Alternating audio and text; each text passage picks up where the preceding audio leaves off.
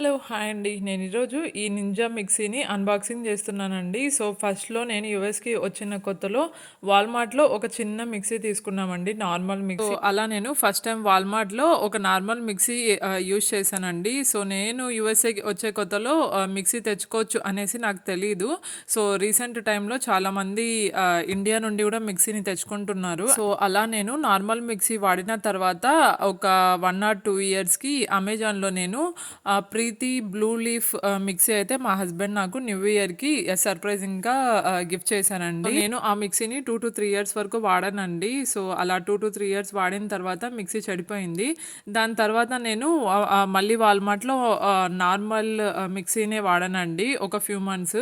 So, దాని తర్వాత మళ్ళీ నేను ఆర్డర్ చేసుకున్నాను గానీ నాకెందుకో క్వాలిటీ నచ్చలేదు అమెజాన్‌లో మన ఇండియన్ మిక్సీ. సో, దాని తర్వాత నేను మిక్సీస్ కోసం సెర్చ్ చేస్తుంటే నాకైతే నింజా మిక్సీ కనిపించిందండి. సో, ఈ నింజా మిక్సీలో మనము చట్నీలు అట్లా ఏమి వేసుకోవడానికి కుదరదండి. సో, ఈ నింజా మిక్సీలో మనము దోస పిండి, ఇడ్లీ పిండి, వడల పిండి సో, వీటినైతే చాలా బాగా గ్రైండ్ చేస్తుందండి. వాళ్ళు కూడా చాలా మంది ఈ నింజా మిక్సీని యూజ్ చేస్తూ ఉంటారండి. సో, నేను ఈసారి ఈ నింజా క్లాసిక్ బ్లెండర్‌ని ఆర్డర్ చేశానండి. సో, దీంట్లో ఒక్క జారే వస్తుంది. ఇది అండి ఇవాల్టి వీడియో. మీకు ఈ వీడియో నచ్చితే సబ్స్క్రైబ్ చేసుకోవడం మర్చిపోద్దండి.